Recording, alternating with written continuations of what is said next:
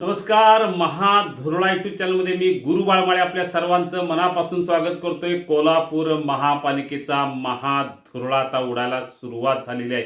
उमेदवारांनी आता प्रत्यक्ष प्रचाराची सुरुवात केलेली आहे. त्यामुळे घरोघरी संपर्क सुरू झाला आहे, भेटीगाठी सुरू झाल्या आहेत. सगळेच उमेदवार, त्यांचे नातेवाईक, त्यांचे कार्यकर्ते हे आता प्रचारात गुंग झालेत. त्यामुळे एकूण कोल्हापूर शहर आता प्रचारमय झालेलं आहे. आज आपण पाहणार आहोत प्रभाग क्रमांक 9 मधील काँग्रेसच्या उमेदवार विद्या सुनील देसाई यांचा परिचय.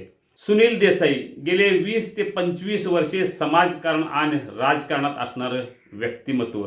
म्हाडाचे 4 वर्षे ते सदस्य देखील होते. यापूर्वी 2 वेळा त्यांनी निवडणूक लढवली, पण अतिशय थोडक्यात त्यांचा पराभव झाला. पण पराभव झाला म्हणून ते थांबले नाहीत. त्यांचं सामाजिक काम कायम सुरू राहिलं. गेल्या 20 वर्षापासून त्यांच्या कामात खंड कधीच पडला नाही. पद असू दे किंवा नसू दे, लोकांची सेवा करायचं, लोकांना मदत करायचं, लोकांच्या अडीअडचणीला धावून जायचा हा सुनील देसाई यांचा स्वभाव. आणि तोच स्वभाव विद्या देसाई यांचा. सगळ्यांची संपर्क त्यांचाही निश्चितपणे आहे. सगळ्याचा आपुलकीनं वागणारं व्यक्तिमत्व म्हणून विद्या देसाई यांचं नाव आहे. सुनील देसाईंनी 900 बांधकाम कामगारांच्या संदर्भातल्या अनेक योजना आहेत त्यांच्यापर्यंत पोहोचवलेल्या आहेत. राजोपाध्यायनगर असू दे, बीडी कॉलनी असू दे, दत्त नारायण कॉम्प्लेक्स असू दे किंवा ज्योतिबा मंदिर, या सगळ्या भागात सुनील देसाई यांनी अतिशय चांगलं काम करत असताना 900 बांधकाम कामगारांना त्यांच्यापर्यंत ती योजना पोहोचवली. त्यातल्या 600 महिलांना जवळजवळ लाडक्या बहिणीचा लाभ त्यांनी मिळवून दिला. 140 मुलांची फी बांधकाम कामगारांच्या त्यांनी स्कॉलरशिप मिळवून दिलेली आहे.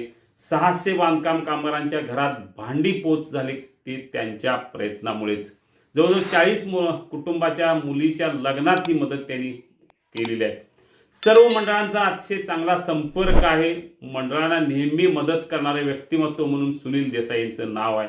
20 वर्षे समाजसेवा म्हणून काम करत असताना राजोपाध्यायनगर मध्ये जो काय महाप्रसाद होतो त्यात सगळ्यात सिंहाचा वाटा हा निश्चितपणे सुनील देसाई यांचाच असतो. दत्त मंदिरचं बांधकाम त्यांनी पुढवून केलं. बीडी कॉलनीमधलं दत्त मंदिर असू दे, ज्योतिबा मंदिर असू दे, तिथं फरशी बसवून दिली. महादेव मंदिर पूर्ण करण्याचं मोठं काम त्यांनी केलं. म्हणजे मंदिरांच्या एकूण उभारणीत त्यांचा पुढाकार, त्यांचा सिंहाचा वाटा होता.